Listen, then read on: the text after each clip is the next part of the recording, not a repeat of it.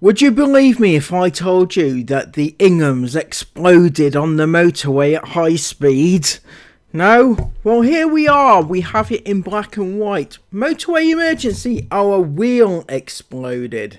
Well, I may have said they exploded, but the wheel, them, same thing, right? Just the same thing is the tyre exploding rather than the wheel, because I was under the impression that it was actually the tyre that exploded. If the wheel exploded, you could have some issues, right? Because that shit's dangerous, right? You get a bit of wheel stuck in you, that's a bit of a nasty one. Anyway, we're going to have a look to see today just how it all unfolded, the drama.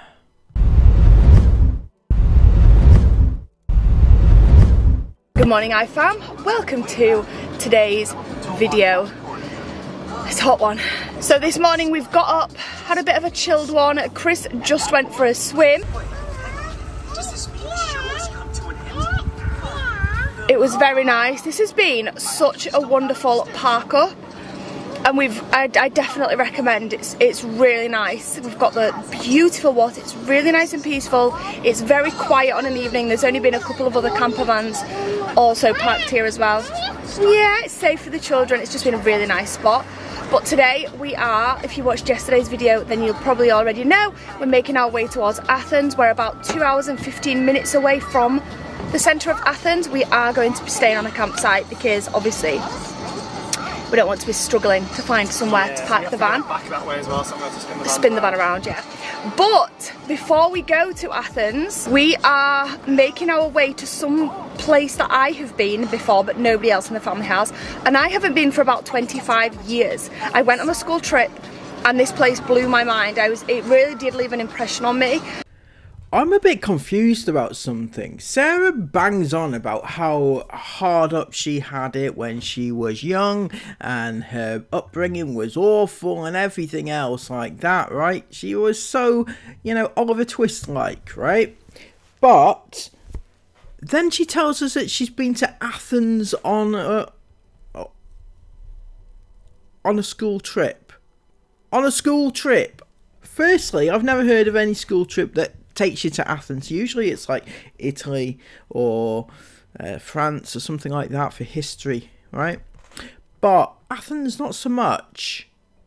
Also, how the hell did you afford it, right? You said that you were really, really hard up as a family growing up, and you hardly had 2 pennies to rub together and shit like that, right?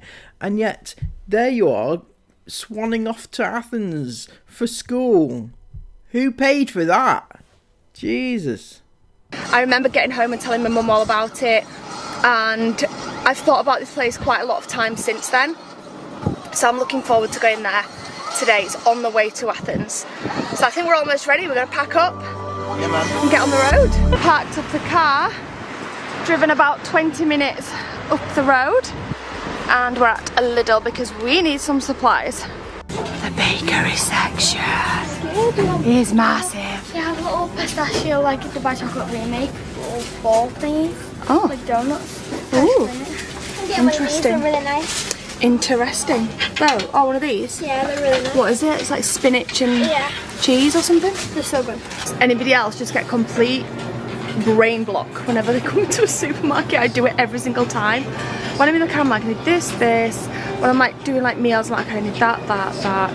I should write it down when I'm thinking about it, because as soon as I get in the shop, I'm like, wait, what? Shopping done. Got a few nice little bits there for tea. Go watch my vlog to see what I got. What? Is that what society has come to, is it? Are we that interested in what a 16-year-old has bought from Lidl that we're going to go and specifically watch a video of a 16-year-old random child showing off what she got from Lidl? Wow, that's influencer material right there, that though, by the way. Whilst her peers are shopping at all sorts of high-end brands, she's shopping at Lidl. Go you! Fucking hell. Doing a little hop today. Oh my gosh, these tyres Sounds like it's about to fall off.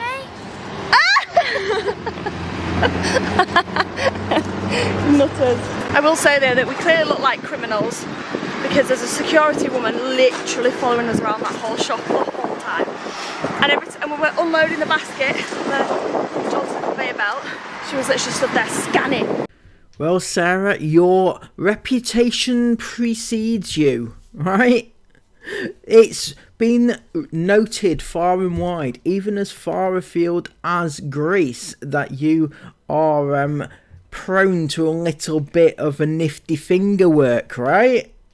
You know, Chris has told everybody all about how you used to do this, so, you know, you can't even deny it. It's fun. And that's why people follow you around, you know, you and your brood just, they give off the aura that they are up to something. They are, you know, I mean, let's be real, okay? You know, none of you look like you belong. Sorry. That's mean, isn't it? It is mean. I'm beyond caring. Like, not even like trying to be conspicuous. Not even trying to be conspicuous. I love it when Sarah tries to use big words. I can't. But it's baffling though, because just the other day she used the exact same word incorrectly, and Chris corrected her, and now she's gone ahead and done the exact same thing again. It just goes to show you that you cannot teach an old dog new tricks, innit? You can't teach Sarah Ingham how to spell or how to use proper grammar. It's just not going to work, is it? You know? For those that are curious, Sarah, the correct term is inconspicuous, right? Because if they were trying to be conspicuous, that means they're trying to be known, trying to be out there, like they were being conspicuous. Clearly, like, I'm watching you. I'm gonna be like, do you have a problem? I'm just doing my weekly shopping. Daily shopping is for us. And then we came out and there's a lady begging there. I was like, I'm so sorry, I don't have any cash. So she asked for the coin out of the trolley, which is a 10p, a UK 10p, a British 10p. I was like, I'm so sorry, it's a UK coin. So then she starts pointing at the drinks and things. So I gave her a can of Coke because I felt bad. I was like, Mum, what are you doing? I'm like, she needs a drink. Babe, I did get you 6 cans of Coke, but I gave one away, so you got 5 now. Are you giving my Cokes away? Okay guys, we have just arrived about 45 minutes-ish from Lidl where we were. Something like that. I'm just talking to myself, no worries, as usual. We have just arrived at the Corinth Canal.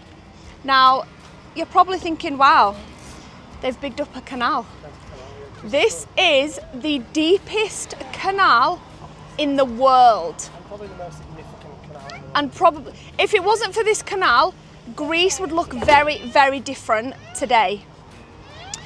This is the deepest canal in the world. It reaches almost 80 metres in depth, 80 metres deep. And it is quite a spectacular sight. I recognised it as we were pulling up. I was like, oh my gosh, we're here, this is the place. It's so crazy how I remember it from all of those years ago. But before we even got onto the bridge that crosses over the canal, I was like, we're here, this is it, we're here.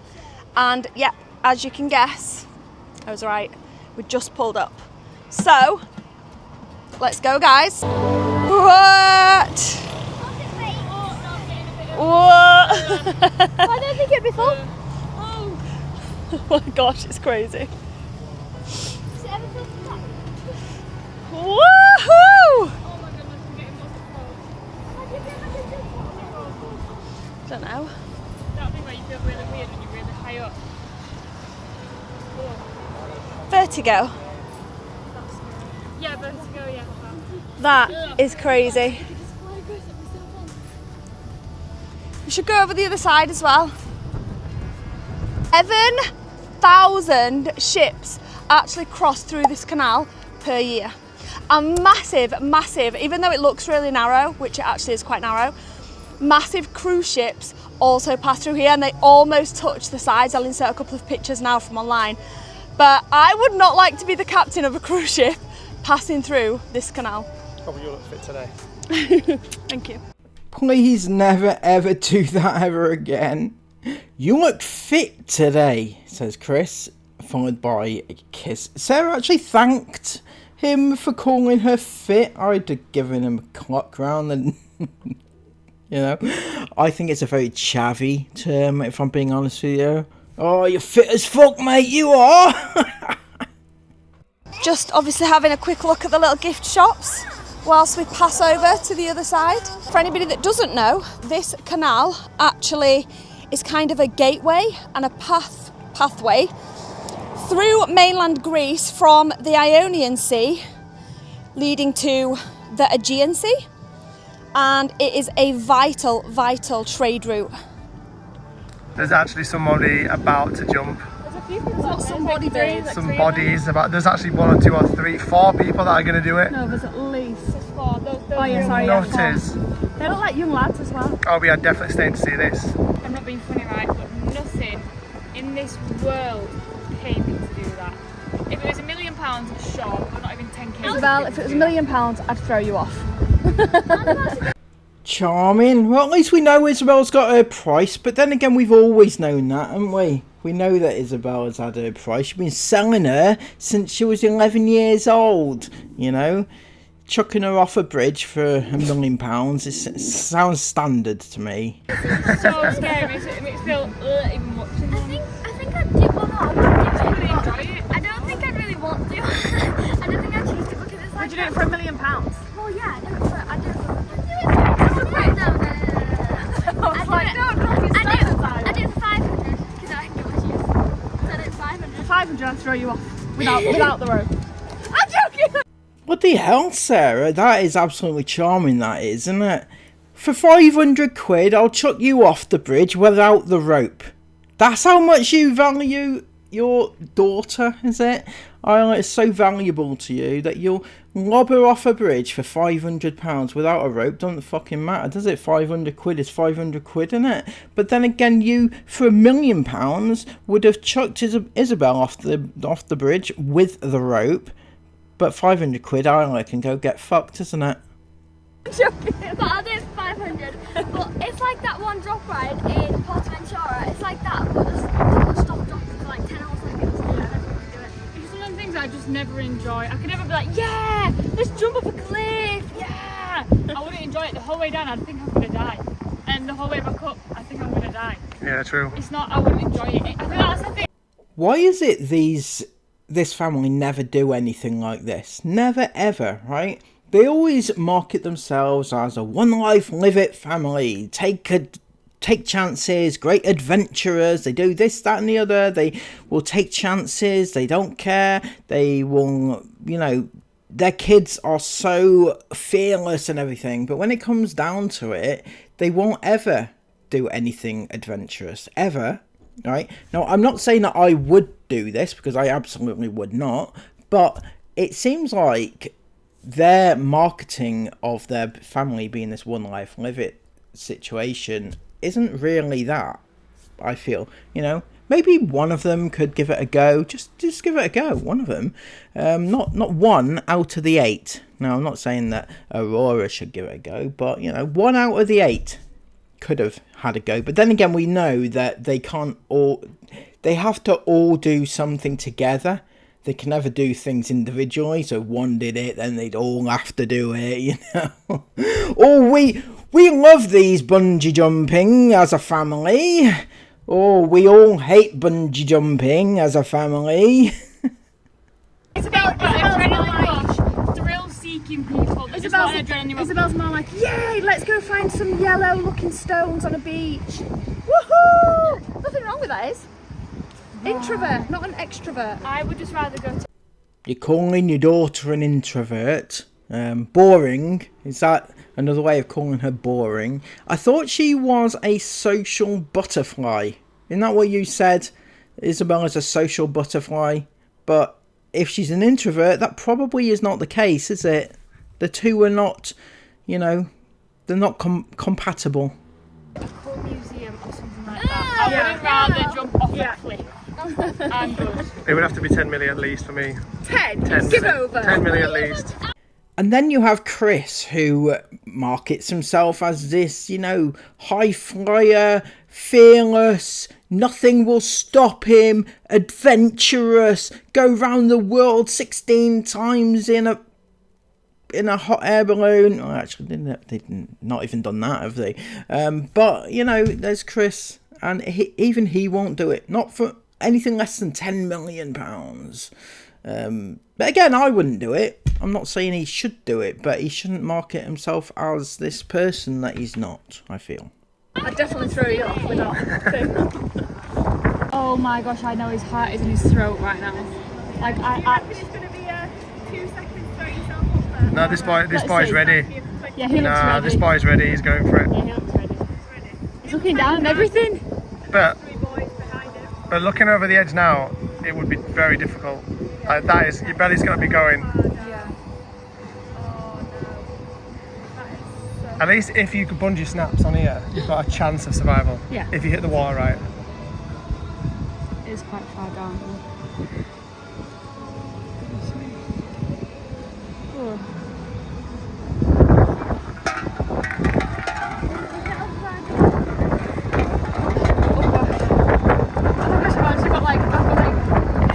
He's on the edge. He's going.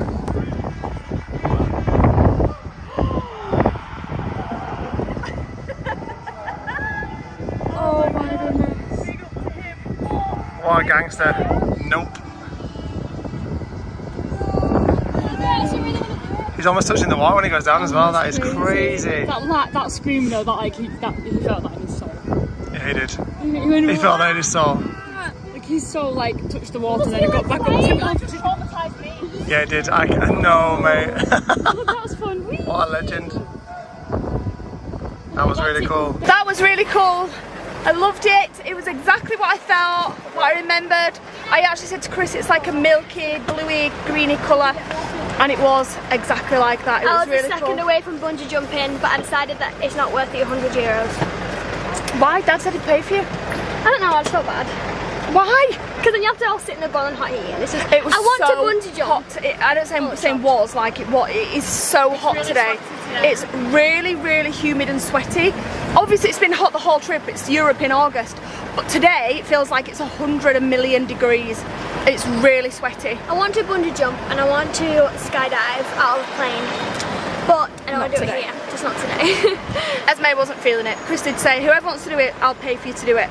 But everyone was a bit like, Isla was like, Isabel was a straight no. Isla was like, I'll feel bad if I don't do it and I'll regret it the whole trip. And Esme was like, no. Look at Roy's face. I know, everyone's so hot and everyone looks like sweaty, hot beasts, basically. We're going to Let's get campsite some now. ice creams out the freezer. And we're going to get some aircon on. And we're gonna... Mila just said except for me, look at her face.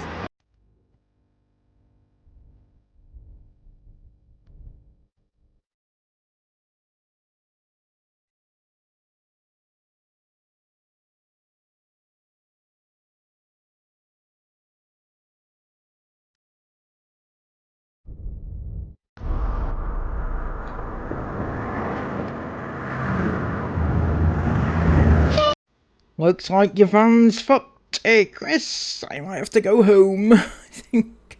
Maybe you can trail it along the back of your lorry. Your van. It's not even a lorry. What are you on about? Yeah, anyway, their truck, the tram, the van. The fuck?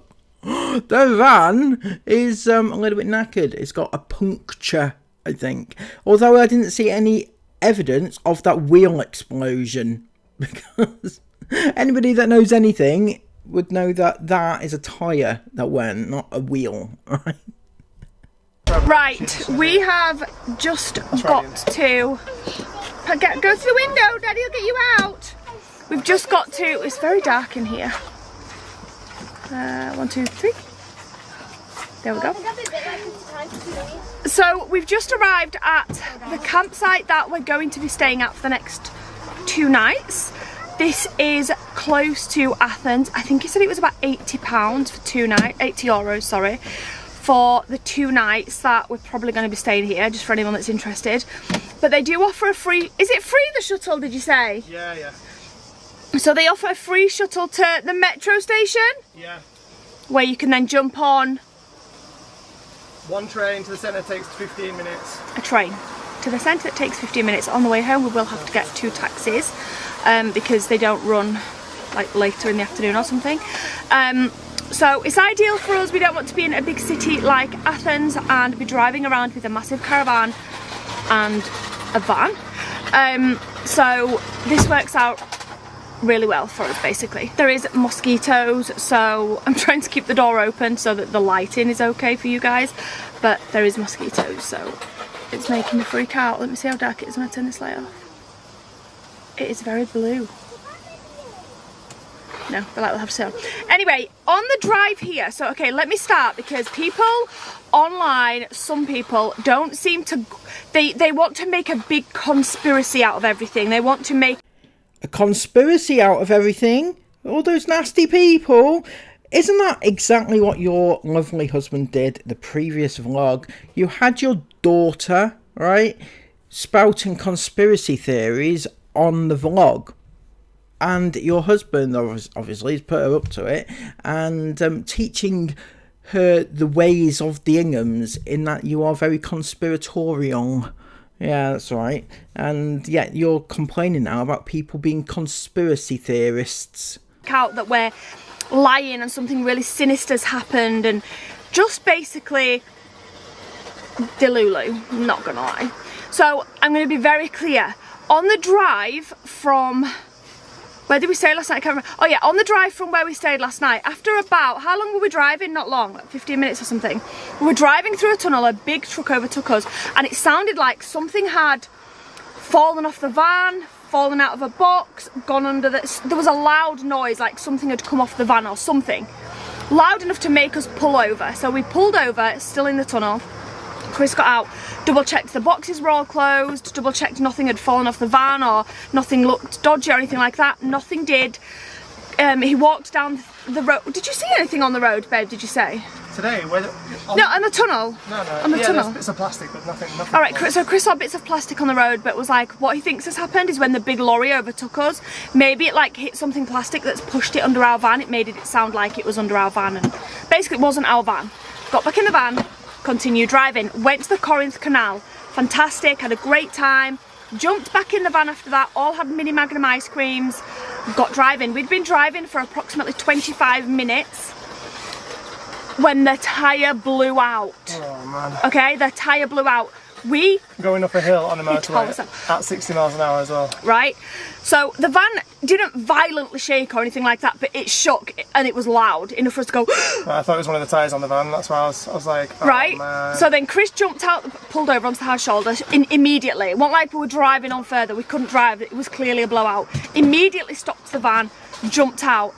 Instant relief because we realised it was a blowout, but it was only on the caravan, which is a bit of a nuisance, but it's not a big deal. We had a spare underneath the caravan, and if it was a tyre on the van, yeah, if it was a tyre on the van, that would have been an expensive, big, annoying. Oh, that would have been recovered on the back of a truck. Yeah, that would have been, because we've got unique tyres on this van. You can't just get them tyres anywhere.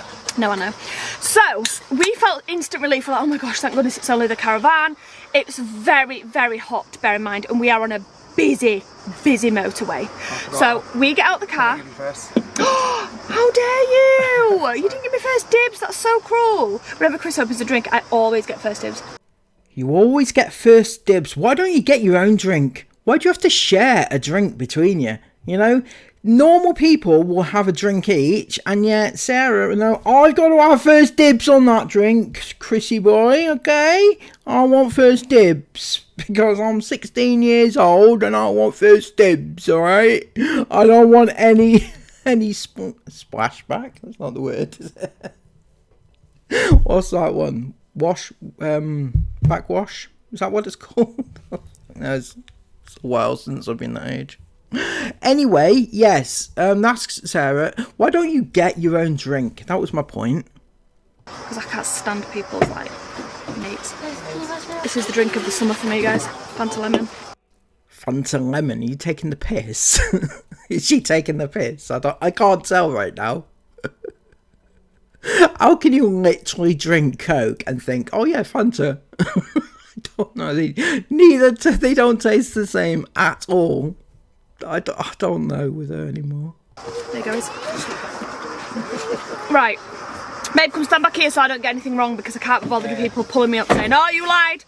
So, we instantly pull over, we see that it's just the caravan tyre, we've got instant relief. So Chris gets the tyre from underneath the caravan. We can't get the old tyre off, it's stuck on, so we need help. So Chris calls the emergency services. No, that dude that came up was just right. I did, yeah, but yes, they just hung up on me 3 times. They didn't I know, you're not letting me get it out. Sorry. So Chris calls emergency services 3 times, they hang up on him because they don't understand what he's saying. So Chris is like... But just to clarify, sorry.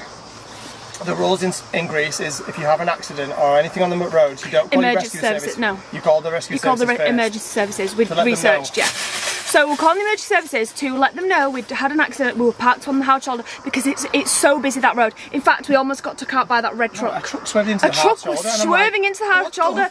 Yeah, Chris's arms were in the air and he's going, what are you doing? What are you doing? And he swerved and they started flashing us. Anyway, so we're all out at the side of the road. Chris is on the phone trying to get someone to come. It's so hot. There, I don't want to stand here doing nothing. Am I telling this story or am I doing jobs for everyone? Where's right, the brush gone? I don't know where your brush is. So then, what happened then? You've made me lose track now of what I'm saying. We're on the hard shoulder. So, so then, as Chris is on the phone for like a 4th time to the emergency services, what did you say on the road about the tyre?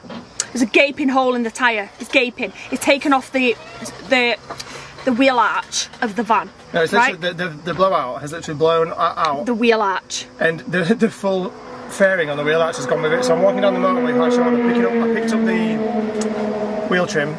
And I picked up the 2 bits of the trim of the arch that I left. And I'm just walking back whilst I'm on the phone. But in the middle of the road, when our lane was clear, in the middle of the road, there's a piece of our tyre just stuck to the road.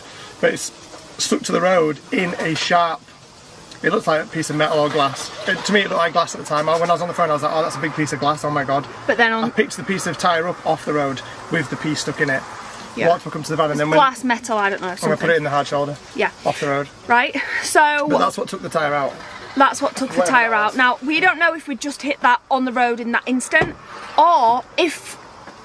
And now we're also driving before when we had the incident in the tunnel when we thought something had fallen off of our van, but then realised it was probably something coming off the lorry pushed under our van. If that's lodged into the tyre and then it's been slowly decompressing the tyre and made that blow out. No, we don't know. Chris doesn't think it's that. Probably wasn't that, to be fair. You got a mozzie right on your cheek. What? Really big mozzie on your cheek. Right, I'm getting there. Close the door. No. So, we've got the mozzie squatter thing out now. Hopefully that works. Anyway, then a guy was driving past that said that he just covers that part of the motorway. He wasn't like an emergency service guy. He was just like a breakdown recovery guy who charged us £100 to use his jack to jack up the caravan and his tool to get the wheel off. It was all done within about 15 minutes after this guy turned up. And that, what was that other emergency service truck that was behind us also turned up as we were finishing up. To be fair, the only reason why I actually let the guy do it was because as I was jacking the van up, he turned up and he was just like, he's got like the fast tools to get the wheel off, etc. So I was just like, go on then, whatever, £100, get it done. And he did it, But we would have needed his tool anyway because we couldn't get the tyre off. No, he struggled to get one of the wheel nuts off that like seized a bit. Yeah, and Chris said he probably wouldn't have been able to do it without his tool. So it was a good job he was there, really. So it's a good job he was there. And yeah, so there's a few people saying on our family Facebook page that it's not possible that a piece of glass would take off a wheel arch and that we must have hit something. We stopped immediately, so it wasn't like we've driven 20 miles up the road. The tyre was done, we were on the rim of the wheel. So we stopped immediately. There's clearly nothing there for us to hit. Aside from that, there's no marks, scratches or anything on any other part of the caravan at all, so we clearly haven't hit something. The only possible thing we could have hit is that metal barrier, but that wouldn't have blown the tyre. So yeah, we clearly didn't. And of course it's possible. Look how close to the wheel arch the tyre is. If a tyre blows, look at this. Look how close the tyre is to the trim of the caravan. Right, this trim that's come off, it's just a loose plastic crappy trim. Obviously when the tyres exploded, it's took this straight off with it. Let's just go on to the other side just to prove that point. The tyres are not old and worn, the tyres are perfect. I'm going to get the tyre back out tomorrow in the daylight and I'll show you all the tread. You see, look, it's just that trim that's gone where the spare tyre is now. There's no damage anywhere else. So if we'd hit something, there'd be damage up and down it. There's not a single mark of damage anywhere on this caravan. But don't you think it's funny how it doesn't matter what the situation? Some people, and this is definitely not, in fact, I'm not even saying it's definitely not our whole audience because it's barely any of our actual audience. It's literally like a small handful of people I could probably count on one hand. But it doesn't matter what happens in our life, what the situation is, somehow it's got to be our fault that it's happened. Or it's a conspiracy and we're lying. When actually all that happened was we blew a tyre out from a piece of metal or glass, but somehow either Chris kicked it and blew it out in anger, or Chris has neglected the wear and tear of the van, so it must be his fault that we went over glass, not grass. Somehow it's our fault. It's just so stupid. Anyway, we've arrived at the campsite. We're going to make some dinner and have a chill evening. She tells a good story, doesn't she? I mean, I couldn't be bothered interrupting her because I thought I don't want to interrupt her flow. Nobody wants that on the conscience, do they? So Ingham's flow. Yeah, so they had a blowout of a tyre. I hope it's fixed. I hope it's all okay and that you're all okay and you're fine now, innit? I hope that it doesn't come back to haunt you. Anyway, that was fascinating viewing. I'm not going to lie. A couple of things to pick apart there. If you want to let me know in the comments down below what your thoughts are about all of these things, do that right this very minute. Thank you all so much. Subscribe to the channel if you are new, if you want more videos like this and others. Let me know any other videos that you would like me to cover, any other topics as well. Until next time, have an amazing day, take care of yourselves, and bye bye.